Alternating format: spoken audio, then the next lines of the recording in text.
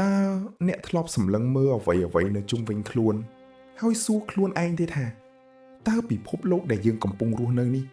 គឺជាការពិតឬគ្រាន់តែជាកម្មវិធីកុំព្យូទ័រដ៏ធំមួយដែលត្រូវបានគេបង្កើតឡើងយ៉ាងល្អឥតខ្ចោះកាលពីជាង20ឆ្នាំមុនខ្សែភាពយន្តបែបវិទ្យាសាស្ត្រជាច្រើនបានចោទសួរអំពីសំណួរនេះពួកគេបានស្រមៃអំពីពិភពលោកមួយដែលមនុស្សរស់នៅក្នុងក្តីស្រមៃខណៈរាងកាយពិតកំពុងត្រូវគេគ្រប់គ្រងដោយម៉ាស៊ីននៅពេលនោះយើងធ្លាប់សួរខ្លួនឯងថាតើវានឹងត្រូវចំណាយពេលយូរប៉ុណ្ណាទើបមុខមាត់និងរាងកាយរបស់យើងអាចផ្លាស់ប្ដូរបានយ៉ាងងាយស្រួលដូចជាការផ្លាស់ប្ដូរសម្លៀកបំពាក់នៅក្នុងពិភព Digital ដើម្បីយល់ពីទ្រឹស្ដីនេះយើងត្រូវក្រឡេកមើលការវិវត្តនៃបច្ចេកវិទ្យាកាលពី40ឆ្នាំមុនវីដេអូហ្គេមមានត្រឹមតែចំណុចតូចៗនិងរូបភាពព្រាលៗដែលមើលទៅមិនដូចការពិតតតែសោះប៉ុន្តែសប្តាហ៍ថ្ងៃនេះយើងមានបច្ចេកវិទ្យាការពិតនិម្មិតឬ VR ដែលមានរូបភាពច្បាស់ត្រជាក់ភ្នែកមនុស្សរាប់លាននាក់អាចលេងជាមួយគ្នាហើយពេលខ្លះយើងស្ទើរតែមិនអាចបែងចែកដាច់ពីការពិតសូមសាកស្រមៃមើលថាប្រសិនបើបច្ចេកវិទ្យានៅតែបន្តវិវត្តក្នុងល្បឿនរលឿនបែបនេះតើវានឹងទៅជាយ៉ាងណានៅ1000ឆ្នាំឬ10000ឆ្នាំខាងមុខវាជារឿងដែលគួរឲ្យរន្ធត់បំផុតនៅពេលនោះហ្គេមនិងកម្មវិធីកុំព្យូទ័រនឹងមិនអាចបែងចែកបានពីជីវិតពិតនោះទេតួអង្គក្នុងហ្គេមអាចនឹងមានការគិតមានអារម្មណ៍និងមិនដឹងខ្លួនថាពួកគេគ្រាន់តែជាតួអង្គនិម្មិតឡើយអ្នកវិទ្យាសាស្ត្រល្បីៗជាច្រើនបានលើកឡើងថា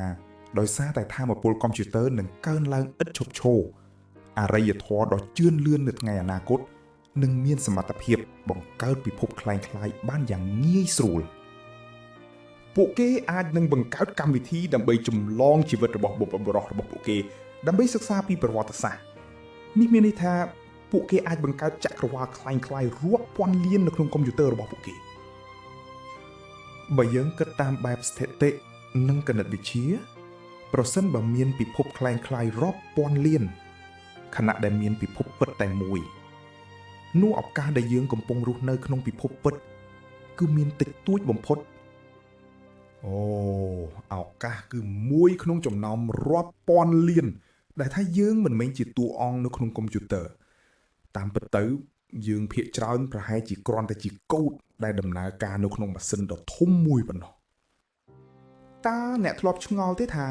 តើការសម្រេចចិត្តដែលអ្នកធ្វើរាល់ថ្ងៃជារបស់អ្នកពិតប្រាកដមែនឬទេឬក៏វាគ្រាន់តែជាលទ្ធផលនៃកម្មវិធីដែលគេបានសរសេរទុកជាមុនសម្រាប់ឲ្យអ្នកអនុវត្តតាមយើងអាចមានអារម្មណ៍ថាយើងមានសេរីភាពមានជម្រើសនិងមានការគិតដោយខ្លួនឯងប៉ុន្តែអារម្មណ៍នៃសេរីភាពនោះក៏អាចជារបស់คล้ายៗដែលកុំព្យូទ័របញ្ចូលមកក្នុងខួរក្បាលរបស់យើងដែរសូមសាកស្រមៃពីតួអង្គមួយនៅក្នុងពិភពคล้ายៗតួអង្គនោះគិតថាខ្លួនគេមានសេរីភាពហើយថ្ងៃមួយតួអង្គនោះក៏សម្រេចចិត្តបង្កើតកុំព្យូទ័រផ្ទាល់ខ្លួនមួយនៅក្នុងពិភពរបស់គេបន្ទាប់មកតួអង្គនោះក៏បានបង្កើតពិភពคล้ายៗមួយទៀតនៅក្នុងកុំព្យូទ័រនោះបន្តទៀតហើយតួអង្គចំនួនទី2ក៏បង្កើតកុំព្យូទ័របន្តទៀតវាគឺជាខ្សែសង្វាក់ដែលគ្មានទីបញ្ចប់វាមានន័យថាមានការក្លែងបន្លំត្រួតស៊ីគ្នារាប់មិនអស់ពីមួយស្រទាប់ទៅមួយស្រទាប់តើយើងកំពុងស្ថិតនៅស្រទាប់ទីប៉ុន្មាននៃកុំព្យូទ័រទាំងអស់នេះគ្មាននរណាម្នាក់អាចដឹងបានឡើយចុះនរណាជាអ្នកសរសេរកូដដើមដំបូងគេបង្អស់តើមានពិភពលោកពិតប្រាកដដែលនៅក្រៅខ្សែសង្វាក់កុំព្យូទ័រនេះដែរឬទេវាជាសំណួរដែលធ្វើឲ្យយើងមានអារម្មណ៍វិលមុខបើអ្នកក្រឡេកមើលច្បាប់ធម្មជាតិរូបវិទ្យាគីមីវិទ្យានិងជីវវិទ្យាអ្វីៗគ្រប់យ៉ាងសុទ្ធតែមានរូបមន្តគណិតវិទ្យាដ៏ច្បាស់លាស់វាមានដំណើរការដូចជាកូដដែលគេសរសេរយ៉ាងប្រុងប្រយ័ត្នអ្នកវិទ្យាសាស្ត្រខ្លះជឿថាល្បឿននៃពន្លឺដែលជារបស់លឿនបំផុតក្នុងចក្រវាឡអាចគ្រាន់តែជាល្បឿនអតិបរមានៃដំណើរការម៉ាស៊ីនកុំព្យូទ័រដែលកំពុងទ្រទ្រង់ពិភពលោកយើងនេះប៉ុណ្ណោះនៅក្នុងរូបវិទ្យាមានទ្រឹស្ដីមួយដែលបង្ហាញថាភាគល្អិតតូចៗនឹងមិនមានទម្រង់ច្បាស់លាស់ទេរហូតទាល់តែមាននរណាម្នាក់សម្លឹងមើលវាតើនេះមិនមែនជារបៀបដែលហ្គេមកុំព្យូទ័រដំណើរការទេឬ ដើម្បីសន្សំចៃទំហំផ្ទុកហ្គេមកុំព្យូទ័រនឹងបង្ហាញតែរូបភាពណាដែលអ្នកលេងកំពុងសម្លឹងមើលប៉ុណ្ណោះអ្វីដែលនៅពីក្រោយខ្នងគឺមិនទាន់ត្រូវបានបង្កើតឡើងទេចក្រវាឡយើងក៏អាចដំណើរការបែបនេះដែរចុះចំណែកអារម្មណ៍ដែលយើងហៅថា déjà vu ដែលយើងមានអារម្មណ៍ថាហេតុការណ៍នេះធ្លាប់កើតឡើងរួចម្ដងហើយតើវាអាចជាកំហុសឬការគាំងនៃប្រព័ន្ធកុំព្យូទ័រទេរឿងដ៏អាចកំបាំងមួយទៀតគឺប្រហោងខ្មៅក្នុងទីអវកាសដែលស្រូបយកអ្វីគ្រប់យ៉ាងអ្នកខ្លះលើកឡើងលេងសើចថាវាអាចគ្រាន់តែជាធុងសម្រាម recycle bin សម្រាប់លុបទិន្នន័យចោលប៉ុន្តែសំណួរដ៏គួរឲ្យខ្លាចបំផុតនោះគឺប្រសិនបើពិភពលោកនេះជាកម្មវិធីកុំព្យូទ័រតើមានអ្វីកើតឡើងនៅពេលដែលអ្នកបង្កើតកម្មវិធីនោះសម្រេចចិត្តបិទម៉ាស៊ីនឬផ្ដាច់ចរន្តអគ្គិសនី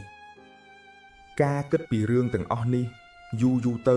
ពិតជាអាចធ្វើឲ្យមនុស្សយើងមានអារម្មណ៍ថាបាត់បង់អត្ថន័យជីវិតឬមានវិបត្តិផ្លូវចិត្តបានព្រោះវាធ្វើឲ្យយើងសង្ស័យលើអ្វីគ្រប់យ៉ាងប៉ុន្តែសូមឈប់សិនទោះបីជាពិភពលោកនេះពិតជាកម្មវិធីកុំព្យូទ័រក៏ដោយតើវាពិតជាសំខាន់ខ្លាំងដល់ថ្នាក់ធ្វើឲ្យយើងឈប់រស់នៅឬបញ្ឈប់ក្តីស្រមៃរបស់យើងដែរឬទេអាហារដែលយើងញ៉ាំទោះជាវាគ្រាន់តែជាកូដ Digital ក៏វានៅតែមានរសជាតិឆ្ងាញ់សម្រាប់យើងខ្យល់ដែលយើងដកដង្ហើមក៏នៅតែធ្វើឲ្យយើងមានអារម្មណ៍ស្រស់ស្រាយដដែលការឈឺចាប់សេចក្តីសោកសៅស្នាមញញឹមនិងក្តីស្រឡាញ់ដែលយើងមានចំពោះគ្រួសារនិងមនុស្សជាទីស្រឡាញ់គឺជារឿងពិតប្រាកដបំផុតសម្រាប់អារម្មណ៍របស់យើងដែលមិនមាននរណាបដិសេធបានឡើយសេចក្តីសុខរបស់យើងមិនអាស្រ័យលើថាពិភពលោកនេះធ្វើពីអ្វីនោះទេតែវាអាស្រ័យលើរបៀបដែលយើងជ្រើសរើសរស់នៅនិងផ្ដល់តម្លៃដល់បទពិសោធន៍ដែលយើងមានក្នុងពេលបច្ចុប្បន្នបើយើងជាតួអង្គក្នុងហ្គេមមែននោះយើងគួរតែធ្វើជាតួអង្គដ៏អស្ចារ្យបំផុតដែលព្យាយាមស្វែងរកក្តីសុខនិងធ្វើរឿងល្អជាជាងអង្គុយស្ទះស្ទើរភ័យខ្លាចនឹងច្បាប់នៃហ្គេមនោះចក្រវាឡនេះពិតជាធំធេងនិងពោពេញដោយអាថ៌កំបាំងដែលរងចាំយើងស្វែងយល់មិនថាវាជារឿងពិតឬជាការក្លែងបន្លំជីវិតនេះគឺជារឿងដ៏អស្ចារ្យបំផុតដែលយើងមានឱកាសបានឆ្លងកាត់ដូច្នេះសូមបន្តរៀនសូត្របន្តការស្រឡាញ់និងបន្តស្វែងរកអត្ថន័យជីវិតក្នុងផ្លូវរបស់អ្នករឿងដែលសំខាន់បំផុតមិនមែនជាប្រភពនៃពិភពលោកនេះទេតែជាអ្វីដែលអ្នកជ្រើសរើសធ្វើជារៀងរាល់ថ្ងៃចុះអ្នកវិញតើអ្នកជឿថាពិភពលោកនេះជារឿងពិតឬគ្រាន់តែជាការក្លែងបន្លំខ្ញុំពិតជាចង់ដឹងពីគំនិតរបស់អ្នកណាស់សូមជួយបញ្ចេញមតិរបស់អ្នកនៅខាងក្រោមប្រសិនបើអ្នកពេញចិត្តការរៀបរាប់នេះសូមជួយចុច like ចែករំលែកនិង Subscribe ដើម្បីបន្តទស្សនាវីដេអូអំពីអាថ៌កំបាំងជីវិតជាច្រើនទៀតជាមួយពួកយើងជួបគ្នានៅវីដេអូក្រោយ